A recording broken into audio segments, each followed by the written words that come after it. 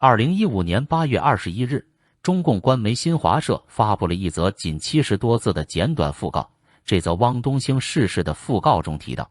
中国共产党的优秀党员、久经考验的忠诚的共产主义战士、无产阶级革命家，曾担任党的重要领导职务的汪东兴同志的遗体，27日在北京八宝山革命公墓火化。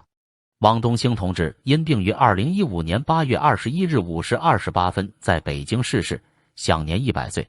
诸如优秀党员、久经考验的共产主义战士等描述，这是任何一个中共高层人物去世都可以套用的模板。但就是这则普通的讣告，其实当中藏有猫腻。因为汪东兴曾官至中共党中央副主席，位居中共政治局常委，但是这则讣告中却并没有提及这些，而只是用曾担任党的重要领导职务这种模糊的话语带过，似乎在隐藏着什么。更加不正常的是，在2015年8月21日当日，《人民日报》只是在报纸第4版左下角不显眼的地方刊登了仅4行字的讣告，而对比就在前不久7月15日逝世的万历，《人民日报》在其16日的头版头条刊登讣告，占1/4以上的版面，然后21日在头版报头右侧刊登22日将火化的预告，再在火化之日，在头版头条显著刊登遗体火化，并有在京6位常委前往送别的消息。再看万历的地位，他在中共12大进入政治局，当过2届政治局委员，虽然曾任全国人大委员长，是中央4巨头之一，但并未进入中共中央核心政治局常委。曾是政治局常委的汪东兴的级别远在万历之上，对比之下，这其中的蹊跷就暴露出来了。那么中共官方为什么要刻意淡化汪东兴逝世的消息，并且故意不提及他曾担任党副主席的职务呢？稍微了解历史的人都知道，这是因为在毛死后，汪东兴因为抓捕4人帮有功而封官加爵，但邓小平上台后，在党内展开了一次斗争，而汪东兴由于一直追随华国锋的2个凡是路线，与改革开放以后的邓小平路线格格不入，所以遭到邓的权力清洗。对于中共当局来说，汪东兴多少是一个让他们有一点头疼的人物。如果提到汪曾经担任过党副主席这个职务，免不了让现在的年轻人会意识到，他原来是这么一个大人物，怎么以前对他知道的那么少呢？问题在于，对于汪东兴过去在中共权力斗争中所起的作用，对现今当局来说，是一件不太好做出很完整的叙述和评价的事，所以当局才尽力淡化汪东兴逝世的消息。毛晚年搞的是宫廷政治，汪东兴是毛太祖在晚年最信任的人之一，他负责毛的警卫工作，类似于大内总管的角色。有研究文革的专家曾指出，对于文革真相最清楚的有2个人，其中一个是毛的生活秘书张玉凤，另一个就是他的大内总管汪东兴。如果把这2个人弄到美国的话，那么文革的真相就大白于天下。而正是由于汪长期执掌机要，掌握了中共大量高层机密，可以想见，在他退出核心权力之后，中共对他还是有一定程度的控制，避免他做出任何可能对党国不利的事情。对于汪东兴，很多人只知道他曾经是中共宣传的那个抓捕4人帮的关键人物，除此之外，其他的信息似乎一无所知。那么，汪东兴到底是一个怎样的人物？他是如何成为中南海内毛身边最信任的大内总管的？他又爆出了哪些有关毛太祖淫乱的内幕？清除4人帮之后，他如何登上高位，又是如何跌落的？他死后带走了毛的哪些秘密？他最后的日子又是怎么度过的呢？下面就快订阅 Zero 档案，我们将为您讲述毛太祖的中南海大内总管汪东兴最后一天的故事。毛泽东曾对汪东兴有这样的评价：他是一直要跟我走的，别人我用起来不放心，东兴在我的身边，我习惯了。人还是旧的好一点，他的长处是心细，缺点是理论水平差，不喜欢动脑子。但是不要小看了厚重少文，汉朝的周勃可是立了大功的。熟读《资治通鉴》的毛太祖，这个比喻用得很恰当，把汪东兴比作汉初丞相周勃。另一个角度来说，毛其实也把自己比作了汉高祖皇帝刘邦。当然，毛从来不避讳这个，他甚至还曾称自己是马克思家秦始皇。从古至今，历朝历代的皇帝们都喜欢忠心耿耿，对主子没有什么歪心思，并且无条件服从的武将。汪东兴对于毛太祖来说就是这么一个角色。那么，汪东兴最初是从什么时候开始，又是如何被毛重用的呢？汪东兴是1947年调到中共中央机关工作的。当时国民党大批军队已进逼延安，毛和中央机关正准备撤离延安，转战陕北。这个时候，毛挑选汪东兴担任中共中央机关直属队3支队司令部副参谋长、党总支部书记、中央书记处办公处副处长兼警卫处处长。在战火纷飞的年代，能为毛护驾，那必须具备一定条件。汪东兴出身于江西省益阳县贫苦农民家庭，1929年参加革命，1931年加入共青团，1932年加入中共，1932年6月参加红军，当过排长、干事、特派员、连政治指导员、第2野战医院政治委员等，参加了长征，是根正苗红的红色干部。到陕北后，他曾任两盐河防司令部组织科科长、八路军卫生部政治部副主任兼组织科科长、中共中央社会部下属科室主任等职。除了上述出身、经历、政治素质外，汪东兴比较细心，军事素质强，在中央苏区打过不少仗，又在红军办的彭阳步兵学校学习过，后任彭阳步兵学校指导员。他既有实战经验，又经过正规培训，到延安时已是较成熟的指挥员，军事素质过硬。1949年2月，汪东兴护送傅作义从西柏坡回北平，当车开到河边时，发现前方约300米处的河面上有一群白雁正在戏水。傅作义要汪东兴打，汪东兴远距离射击，竟然打中了。傅作义称赞道：“可以打90分，这一枪如果目标是人的话，肯定没问题了。”而后来真正让汪东兴深受毛泽东赏识与信任的，还要从那次掩护毛转战陕北的任务说起。当时在率领中央机关撤离延安时，毛先后交给刚刚调到中央工作的汪东兴2项任务。那是1947年6月，毛的中共中央准备撤离王家湾，但被敌方咬住追击。周恩来提出找个人留下拖住追击的敌人。毛回过头来对汪东兴说：“汪东兴，你敢不敢留下来等敌人？”汪说：“怎么不敢？只要主席下命令，我就留下等敌人。”中央机关转移后，汪东兴连夜部署，带领一个加强排，在王家湾山顶上设伏，阻击刘戡前卫部队约1个团的兵力。汪东兴实际执行时，把这项任务转变成对敌人的打击和迷惑，只用1人轻伤的代价，3次打退敌人，使敌人不敢轻进。汪则带队伍趁雨夜安全撤退。虎口脱险的毛连连称赞汪东兴，这一次掩护让汪东兴在毛那里留下了非常好的印象。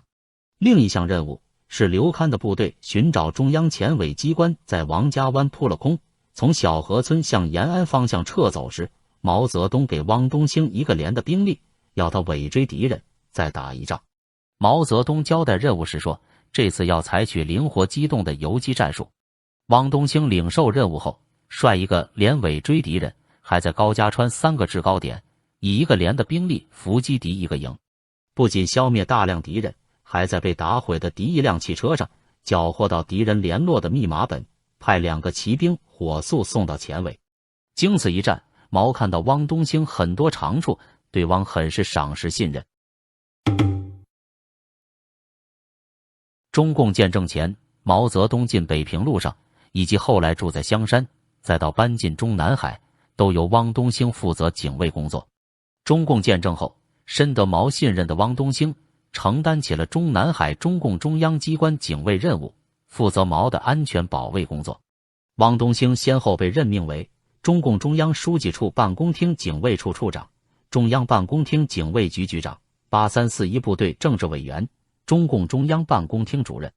而在和平年代里，真正要拼刀拼枪的保卫工作并不多，毛大多数时间是待在中南海寝宫的那个小圈里，指挥着围墙外的庞大中国。所以这时候汪东兴就不仅仅只是负责毛的保卫工作了，他还负责有关毛的生活起居和特供饮食，甚至是更加私密的娱乐私生活。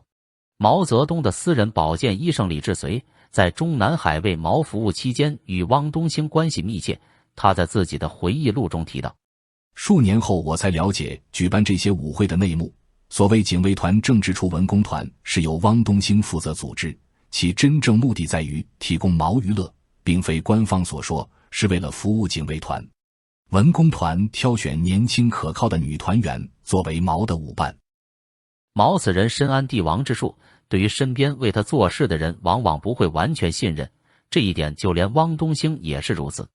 同时，为毛的私人娱乐生活提供保障的，还有机要秘书室主任叶子龙。毛自1930年初期便曾在延安举办过舞会，叶子龙那时负责从其机要秘书室中挑选女孩子和组织临时乐团人员。李志绥回忆录中提到，叶替毛从各种来源提供女孩机要秘书室，他都挑选一些单纯、容易指挥控制、政治上可靠的年轻女孩。叶住在中南海毛的菊香书屋的后面，也安排年轻女孩进入中南海，先躲在他房屋内，等江青睡熟时，再把他们从饭厅后面送进毛的卧室。凌晨时分，再送女孩出中南海。叶能揣摩毛的心思并投其所好，当然也被毛看中。作为两个在毛太祖身旁宦官式的人物，汪东兴与叶子龙为了争夺利益而时常摩擦不断。李志绥回忆录中提到，汪东兴和叶子龙一向水火不容，而叶子龙和李银桥一来为利益相争，二来为竟向毛争宠，也剑拔弩张。毛则在一旁煽风点火，等事情闹大了才出面搞平衡。一组的日子便是在这样风风雨雨、一波未平、一波又起的日子中过去。汪东兴就是在这一波又一波中占了下风，在50年代末被毛下放到江西待了几年。不过2-3年过后，毛很快就把汪东兴叫回了北京中南海救驾，理由是让他早点回去抓老鼠。原来毛这时对叶子龙和李银桥已经很不满意了，但是这两个人都是一组的老工作人员，而且给毛办过不少事，毛不好开口让他们走，所以要用汪来搞他们。汪东兴深知毛的意图，而且他对这两个人也很不满意，因为以前他们俩在毛的面前讲了不少汪的坏话，害得汪被下放，所以汪正好利用这机会整整他们。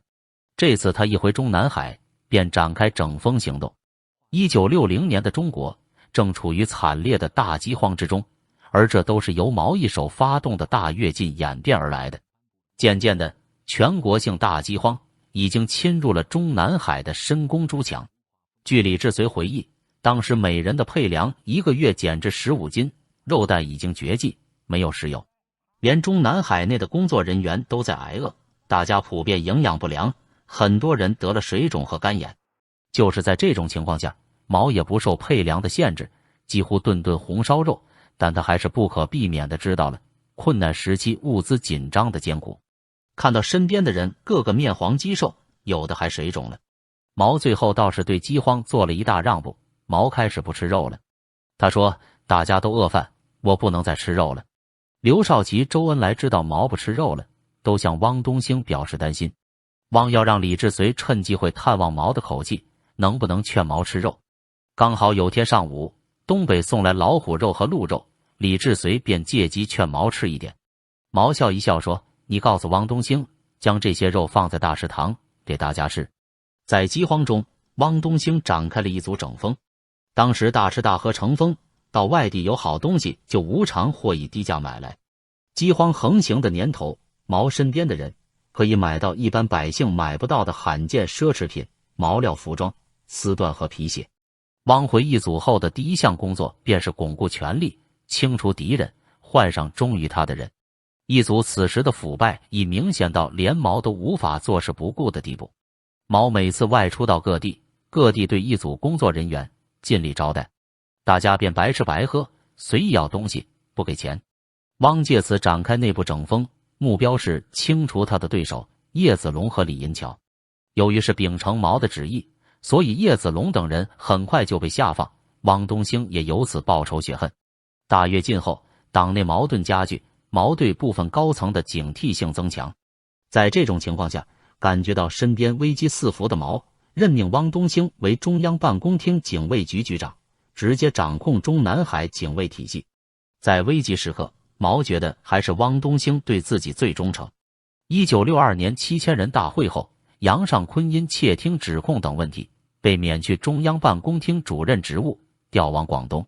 窃听事件在此期间被反复提及，汪东兴通过配合调查和汇报，间接削弱了杨尚昆的地位。1965年11月，汪东兴正式接替杨尚昆，出任中央办公厅主任，他成功登上了高位，不仅控制了中央警卫体系，还掌握了中央文件流转和高层会议的组织权。毛能把身旁如此重要的保卫工作全权交给汪东兴，足以证明毛对汪的信任。汪东兴俨然成了中南海内毛太祖身边的大内总管。1966年文化大革命爆发后，汪东兴成为中央文革小组成员。1968年接替谢富治担任中央警卫834一部队政委，他的权力达到顶峰，直接负责毛泽东的安全和中南海的运作。窃听事件作为杨尚昆的罪名之一，在文革中被放大，汪东兴则借此进一步证明了自己的忠诚。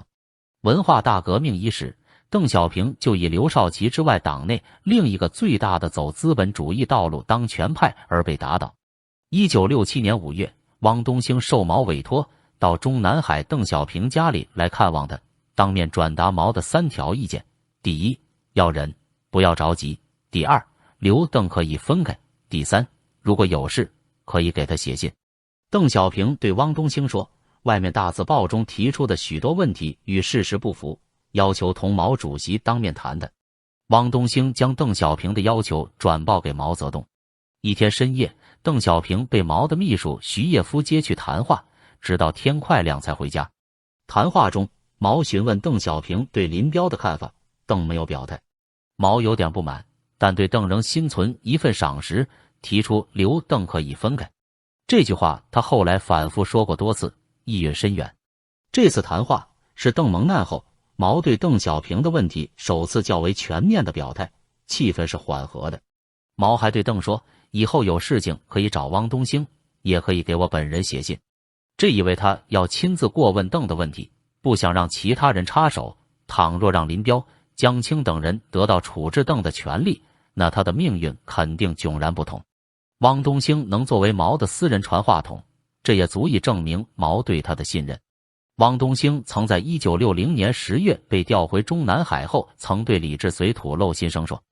以后对毛只能唯命是从，千万不能逆他的意，他说一就是一，说二就是二，否则把他惹毛了，谁也没有办法解救。但伴君如伴虎，汪东兴还是没有彻底摸透毛的心思，在文革中他还是惹了一次大麻烦。1970年春，毛泽东提出准备召开4届全国人大，并建议改变国家体制，不再设立国家主席。他对江青和张春桥说，有人想打倒皇帝，自己做皇帝，我要给他们一个一针见血，干脆不设皇帝的位置，看他们再来争。没想到林彪果然着急了，国家不能没有主席，没有主席则名不正言不顺。我坚决主张设国家主席，并建议毛主席继续担任国家主席。陈伯达先说了一通设国家主席的必要后，汪东兴接着说，我完全拥护林副主席的重要讲话，完全同意伯达同志的发言。我代表中央办公厅和834一部队坚决要求设国家主席，建议我们伟大领袖毛主席当国家主席。简报印出来后，他碰上江青要到毛泽东那里去，他主动打招呼，江青爱理不理地说，你汪东兴什么时候也学会讲演了？看来你是要和我们分道扬镳了。汪东兴感觉莫名其妙，诚惶诚恐。他找到陈伯达，把他的心里话说了以后，陈伯达说，建议毛主席当国家主席是天经地义的正确，不要怕。那几个秀才就是靠着江青的支持才不把林总放在眼里的，他们就是野心家、阴谋家，我们要敢于和他们斗争，这是一场考验。汪东兴说，不管发生什么事，反正我是跟着毛主席和林副主席走的，就是杀我的脑袋，我也不会回头的。这时的汪东兴并没有认识到问题的严重，还认为自己是和毛泽东保持一致的。就在这不久后的一天上午，汪东兴听到毛泽东通知他到驻地时，预感到要发生什么重大事情了。他隐隐约约地听到了有关林彪和叶群的一些传闻，以他的经验来看，这显然是真实的。汪东兴走进毛泽东的房间后，马上被毛劈头盖脸一顿责骂。江青、张春桥和姚文元都已经来过了，他们说6号简报的影响很大，把人们的思想都搞乱了，这里有你的一份功劳，不过我不给你记，让别人给你记吧。这么一来，你们都成了英雄，而我成了孤家寡人，是不是？你们想逼我上梁山，我偏偏不上你们的当，看你们怎么办？你在我的身边，为什么有事不向我讲？你想改换门庭，就给我滚！这下汪东兴不敢隐瞒了，把他和林彪、叶群的一些谈话和盘端出。最后，汪东兴流着眼泪说：“主席，我犯了错误，我心里很难过，我自己辜负了主席对我的信任，我一定听您的话，再不会犯错误了。”很快，他就写出了一份详细的检查，这才逃过了一劫。经此劫难，汪东兴对毛更加服服帖帖，丝毫不敢造次。在文革浩劫进行到第10年的时候，毛太祖终于驾崩了。作为毛身边的大总管，汪东兴为他的主子处理了最后一件事，他向李志绥下达了要永久保存毛遗体的命令。李志绥在他的回忆录中清楚地记录了这一幕。跟着他又说，刚才中央已经做了决定，主席的遗体要永久保存，你要找人商量怎么办？我吃了一惊，我说你原来说只保存半个月，怎么又成了永久保存？而且毛主席是第一个在1956年号召火葬的文告上签名的。王说，我同华总理都赞成。我叹了一声说，这是完全办不到的事情，就是钢铁木材也要生锈朽烂，何况人体，怎么能够不腐坏？就这样，在汪东兴与华国锋在内的中共高层的一致要求下，毛腊肉被决定永久保存。而就在毛太祖尸骨未寒时，一场中南海内的宫廷政变，中共官方称之为粉碎四人帮的大戏即将上演。中共官方对于粉碎四人帮始终保持一个标准的统一的说法，以华国锋为首的党中央代表人民的意志，一举粉碎了四人帮反革命集团。其具体的运作过程就是，华国锋、汪东兴决定抓捕四人帮，后来经过李先念同志的秘密联络，取得了叶剑英的支持。在1976年10月6日晚上，汪东兴带领中央警卫团几十个人不费吹灰之力，没有动一枪一弹，一举抓捕了四人帮，并由华国锋、叶剑英当面宣布对其进行隔离审查。官方这个标准说法的目的，就是给人一个牢固的印象，即华国锋、汪东兴、叶剑英是齐心合力的合法共同抓捕四人帮的。但其实，在更早之前，想要搞掉江青四人帮的分为华国锋、汪东兴与叶剑英两派。洪都女皇江青在文革中掌握大权后，得罪了不少人，其中就包括一直与他打交道的汪东兴。汪在当初被毛流放江西召回北京后，曾对李志绥吐露心声：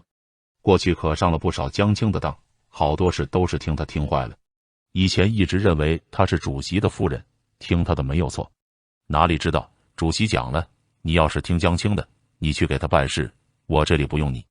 1956年主席批评我时，是江青煽风点火，加油加醋。这次江青可别再想顺心了，我走的时候使坏，我没死，回来了，看你江青还能不能使坏。汪东兴还曾愤愤地说，江青这个人，我不将他扳倒，我这汪字倒写。李志绥的回忆录中还说，毛死前2个月，也就是7月时，汪东兴曾跟他透露要逮捕江青的计划。李志绥认为，虽然汪对江表面上漠不关心，而华国锋也一直是客客气气的，但知道他两人随时会逮捕江青四人帮。而叶剑英这边，据陈永贵后来披露，叶剑英其实早就想动手了。叶曾在一次政治局会议上讲，早在毛病重期间，许多人就和他商量，也和邓小平研究，趁毛不在北京的时候，把江青、张春桥这些人抓起来，然后再和毛商量。他们考虑再三，觉得没有把握，除非周恩来和他们配合。叶曾经试探过周的口气，但他只要一提起江青，周就说要听毛的话，相信毛。周很厌烦与他讨论江青的问题。毛病重期间，王震和几个将军就鼓捣叶剑英以武力抓捕四人帮，但是被老谋深算的叶剑英以肢体语言拒绝了。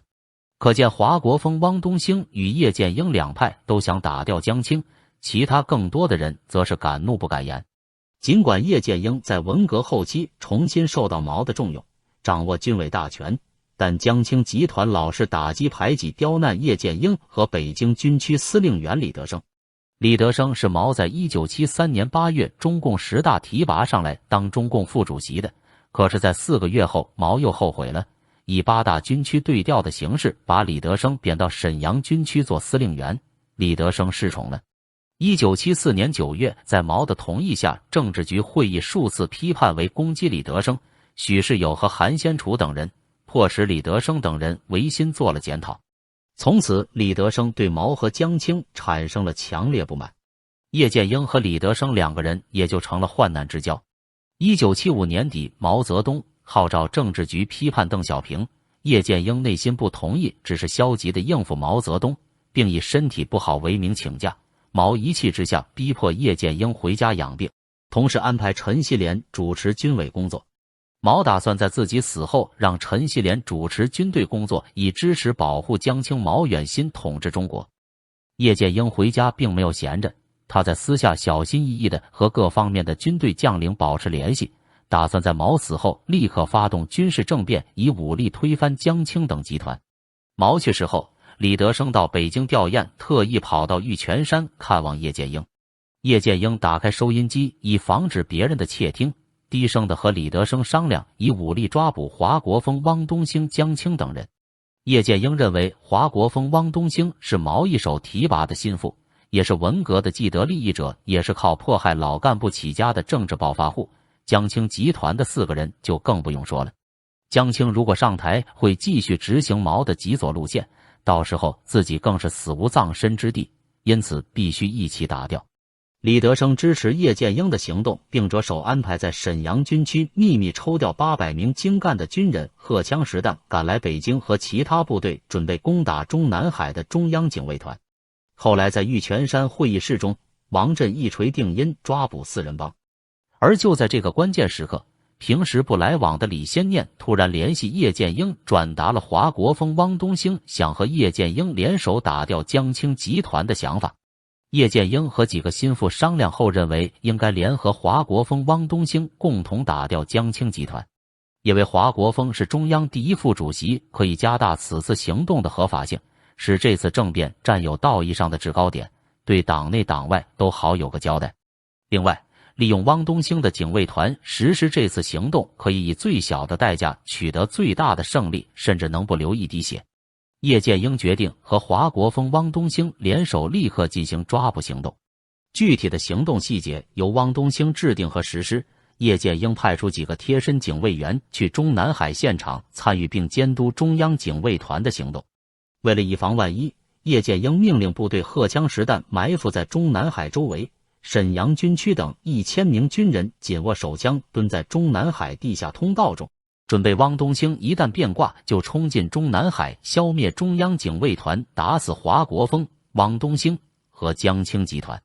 卫戍区的另外3个警卫师在北京城内待命，同时北京军区的几个军在北京周边待命，随时准备拦住企图救援江青集团的部队。有一种说法是，华国锋、汪东兴邀请叶剑英进中南海，和他们一起坐镇指挥这次行动。老谋深算的叶剑英没有同意，在没有大部队保护的情况下，他是绝对不敢进中南海的，因为汪东兴一旦变卦或是给他下套的话，那他会死得很惨。中国史书上有许多武将大臣死于宫廷暴力谋杀的例子，身为一代儒将的叶剑英很清楚这点。于是华国锋以开会的名义把王张姚3人诱进中南海，华国锋、汪东兴躲在暗处安排警卫团的几个彪形大汉，轻轻松松的如同演戏一样就抓捕了手无缚鸡之力的4人帮和毛远新。而此时的叶剑英则稳坐在北京玉泉山，静等胜利的消息。中南海刚刚解决四人帮和毛远新，华国锋、汪东兴立刻召集在北京的政治局委员，马上赶到玉泉山召开政治局会议，宣布中央这个行动。就是说，抓捕了四人帮，叶剑英也不敢去中南海，他生怕华国锋、汪东兴再上演一次宫廷政变。所以，只有华国锋、汪东兴等人乖乖地纳入他的武力威胁之下，他才放心地向政治局委员宣布这个消息。这就是为什么抓捕之后不在怀仁堂，而跑到玉泉山召开政治局会议的原因。中央第一副主席华国锋知道自己的位置和这次行动的主角是谁，他真诚地推举中央第五副主席叶剑英为中共中央主席。叶剑英拒绝了，反而推举华国锋为中共中央主席。众人在枪口的逼迫下，一致以雷鸣般的掌声通过。1976年10月6日10时许，华国锋在北京西郊玉泉山9号楼叶剑英住处主持召开中央政治局紧急会议。在会上宣布，粉碎四人帮是毛泽东的遗愿，四人帮被抓是文化大革命的胜利。不管怎么样，掌握着834部队，亲手执行整场逮捕行动的汪东兴的功劳不小，而他也确实在这之后分到了一杯羹，地位直线上升。1977年8月，中共提前召开第11次全国代表大会，汪东兴被选为中共中央政治局常委、中共中央副主席，位列中央权力核心第5位，这是他登上过的最高位置。在四人帮被送进秦城监狱之后，叶剑英曾力推邓小平复出，但遭到了汪东兴的阻挠。据说，粉碎四人帮后不久的1976年11月，主管宣传工作的汪东兴在全国宣传口会议上讲到邓小平的问题时发言：去年10月后，毛就发现邓小平的错误，而且错误是严重的，搞原来一套。毛见邓不行，另找华国锋。汪东兴甚至直接说，邓那2下子比华国锋差得远吗？对邓小平试了一下，不行吗？汪东兴反对邓小平复出的理由很简单，因为批邓毛泽东已经有了4号文件，毛的指示不管怎样总是正确的。这个发言让他与后来掌权的邓小平结下了梁子，而汪东兴得罪的还不止邓小平一个。1977年，中央讨论关于陈云的职务的问题时，汪东兴跳出来说，毛主席早在1958年就说过，陈云是小婆娘，裹足不前，魄力不足，是小资产阶级灵活性作祟，怎么能担任党的重要领导职务呢？彭真、薄一波等人的专案被提及平反时，汪东兴说，彭真是独立王国的头子，薄一波早就是叛徒，平反了，我们党怎么办？毛主席的指示怎么办？世界怎么看我们？这年的2月份，在人民日报上已经出现了2个凡是的说法，即凡是毛主席做出的决策，我们都坚决维护；凡是毛主席的指示，我们都始终不渝地遵循。支持这一主张的中央领导人主要有汪东兴、陈锡联、纪登奎、吴德和陈永贵，这5人和华国锋在党内形成了凡是派，以毛泽东的生前指示为纲领，抓纲治国。不得不说，汪东兴是真的把毛当成了自己的一辈子侍奉的主子，即使是在毛死后。但是汪东兴并没能成功阻挠邓小平的复出。1977年7月，中共10届3中全会决定恢复邓小平中央政治局常委、中央副主席、军委副主席、国务院副总理等职务，权力排名在汪东兴之前，他们之间的交锋已经不可避免。在11届3中全会之前，邓小平放出10件是检验真理的唯一标准来反对华国锋、汪东兴的凡是派，这表明着邓小平一派正是向凡是派宣战，而首先拿来开刀的就是汪东兴。在一次会议上谈论为刘少奇平反的问题时，汪东兴发言说，不应该着急给刘少奇平反，也不应该把所有问题推到江青等人身上。这一下就惹毛了邓小平，邓站了起来说，汪东兴几乎每一次开会都要出来唱唱反调，已经充当了我们中心工作转移和平反冤假错案的绊脚石了。对任何问题都要说3道4，好像你汪东兴什么事情都知道似的。你正因为当时就在项目组，所以你必须对当时一些问题要负一定的责任。这个责任不一定非是四人帮定的他们才应负责，就是在他们错误影响下所做的坏事也应该由他们来负。这个道理在我们党的历史上从来就是这样的。当初你们批判所谓刘邓路线时，不也是把别人干的事情算到我们头上去了吗？这有什么奇怪的？还要你汪东兴如此着急的说明？邓小平刚说完，胡耀邦就开了枪。大量的事实证明，汪东兴这2年来基本上还是停留在过去的左的路线上，踏步不前。经过了许多人的帮助甚至批评，仍然没有足够的认识。我建议在合适的时候是否调整一下他的职务。再说，这些日子来，揭发和反映汪东兴问题的材料和报告源源不断地到了中组部和中纪委。考虑到汪东兴在革命的关键时刻有过功劳，我希望他还是应该慎重地考虑一下自己的前途，最好自己采取一定的主动措施。曾被汪东兴强调是小脚女人的陈云，打开他桌子上的文件夹，认真地说：汪东兴等同志一再阻挠中央为少奇平反，除了说明他们头脑里还受林彪四人帮的流毒影响极深外，还要特别指出的是，他们还在组织上都程度不同的参与了林彪、江青、陈伯达等人迫害和诬陷刘少奇的活动。这点尤其是汪东兴同志的责任大一些。你先别急着辩驳，中纪委已经收到了大量的对你的错误和问题揭发，许多站出来的老干部、老同志提起你，也是恨得咬牙切齿的。咋的？不服气？不服气，我们可以公布材料。陈云还抖出在文革期间，江青和谢富治指使对病势危重的河北省北京师范学院教授张仲一多次进行逼供，致使其死亡的案子，暗示汪东兴在其中下达了指示，威胁说要把材料公布出来，让大家见识见识。这时，汪东兴的脸刷的一下子变得灰白，双手捂住脑袋。见局势不妙的华国锋连忙抢过发言，他很庄重、很严肃地说：通过审读大量的调查材料，我也仔细地研究了中纪委关于刘少奇同志的复查报告和关于康生、谢富治问题的审查报告，同时也看了关于党内政治生活的若干准则草案。我感到这些文件很好。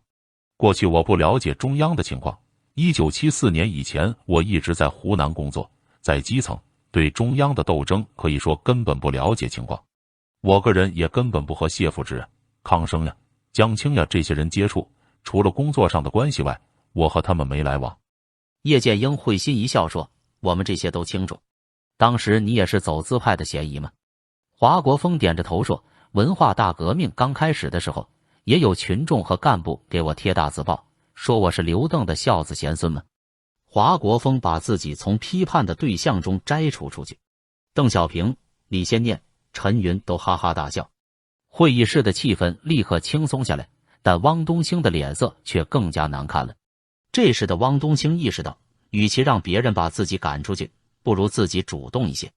于是他等别人纷纷把话讲完以后，自己又开了口：事情已经很清楚了，在即将辞职的时候，我还有几句话想对大家讲一讲，保留一下我自己的意见。1978年12月，汪东兴被免除了中共中央办公厅主任的职务，由姚依林取代。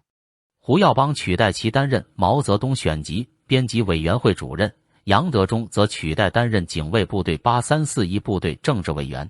1980年2月，中共11届五中全会又批准他辞去中共中央政治局常委、中央委员会副主席的职务。就这样，汪东兴在众多元老的围攻之下被赶下了权力宝座。1982年，在邓小平的倡议下，中共中央顾问委员会成立，邓亲自担任中顾委主任。1985年9月，汪东兴被增选为中央顾问委员会委员，并在1987年11月的中共13大上连任中顾委委员。1992年10月，汪东兴在中共14大撤销中共中央顾问委员会后退休。据汪的女儿汪延群所说，退休后的汪东兴对当下社会风气不满，他觉得时代是退步了，人都钻钱眼里了。汪东兴每天都要看《人民日报》，从头到尾看，还有《环球时报》、《南街村报》等。每天会占据他4个小时。他通读了很多遍毛选，而且他一碰到问题会到里面去找答案。汪东兴每年必定外出参加的活动是在毛的诞辰日和忌辰日去毛泽东纪念堂。由此可见，在毛太祖死后，汪东兴依然是对毛忠心耿耿。看来毛真的没有看错汪东兴这个忠臣，但这个毛的忠臣时不时无意中透露出只有他知道的一些有关毛的秘密。李志绥曾在自己的回忆录中写到汪东兴对毛淫乱生活的评价。正如中央警卫局局长汪东兴所说，毛认为全党没有谁都可以，可是不能没有他。毛的私生活骇人听闻，外表上他凝重端庄而又和蔼可亲，俨然是一位忠厚长者。但是他一贯将女人作为玩物，特别到晚年过的是糜烂透顶的生活。他没有别的娱乐，玩弄女人成了他唯一的乐趣。汪东兴说，他是不是觉得要死了，所以要大捞一把？要不然怎么会有这么大的兴趣，这么大的劲？作为毛泽东的大管家，汪东兴当然与李志绥一样了解毛的丑陋。李志绥回忆道，当年一位女文工团员还给毛介绍别的女人，他名副其实的内举不避亲，将自己的姐妹们都介绍给毛。他二姐是已婚女子，绿帽官顶的这位二姐夫不但没有义愤填膺，反而深觉与有荣焉，切望以此做升官之阶。晚饭后，毛叫他回家，让二姐住了3晚。汪东兴为此曾愤愤地说，竟然还会有这样忘八事的男人。汪东兴还讥笑说，他的妈是死了，不死的话也会来。这一家子真是一锅煮。李志绥在出书后不久后的1995年2月就在芝加哥家中去世了，享年75岁。在接下来的几年里，中共开始反击李志绥，主要和有一定影响的作品就包括汪东兴口述的《汪东兴公开毛泽东私生活》一书。1998年，给毛当过秘书、医生和助理的林克、吴旭军、徐涛等人出版了其书《历史的真实》，也力图把李志绥的老底揭穿，先否定其人品，再否定其作品。表面上看，汪东兴在充当了批判李志绥的马前卒和急先锋，但私底下和事实真相又是什么？汪东兴如何看待李志绥？李志绥的儿子在其父去世后曾对美国之音说，他后来回国有机会见到了汪东兴，对李志绥的书他并没有说什么。显然，汪东兴并无对李志绥的书横加指责说3道4。其实，汪东兴对毛的揭露作用一点不比李志绥小，差别仅在于利用批评态度说出，而汪用正面态度而已。汪主编的《毛泽东试点》一书中列出了毛泽东在大饥荒时代大吃鱼虾的食谱，一举把中共宣传了很久的困难时期毛主席不吃肉的谎言撕得粉碎。汪的革命老前辈的身份加强了资料的合法性，对毛形象的摧毁作用甚至大于李志绥的揭露。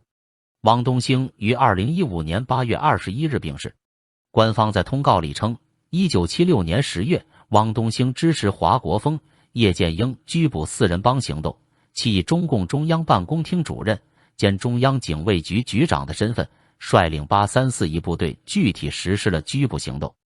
而4人帮究竟是被谁拿下的这个问题一直存在历史争议。4人帮抓捕行动怀仁堂事变的决策人之一的汪东兴的去世，也带走了这个秘密。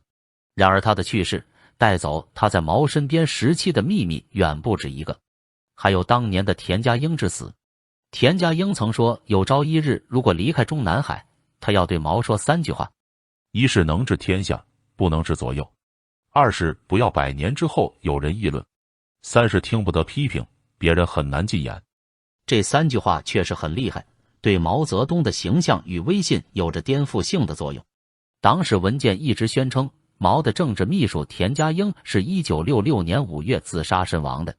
但2002年有报道声称田家英不是自杀。但是报道引用的4份据说是中南海秘密档案的内容，对田家英的死有3种不同的说法：一说是田家英开枪自杀，二说是那位失控开枪打死田家英，三说是汪东兴暗示那位开枪。后来的1980年4月，汪东兴向中央办公厅提交了对田家英死亡事件的交代报告，证实田家英不是自杀，而是他杀，但他杀的内幕仍是一团迷雾。华国锋在1978年7月曾2次追问过汪东兴。汪东兴说，田家英当时从身上拔出手枪时，我暗示内未下手的，否则我可能早已死了，今天你恐怕也不会在主席的位子上。主席是知道整个过程的，并说他要走自己的路就走吧。主席又指示不要在死人身上做文章。这其中的真相恐怕只有汪东兴清楚了。作为毛的打手，想必他也脱不了干系。汪东兴作为极少数几个长期在毛身边办事的人，他的身上肯定有许多关于毛的秘密，而这些都随着他的逝世而不为人知。他就这样带着对自己主子的忠诚，到地下见他的毛主子去了。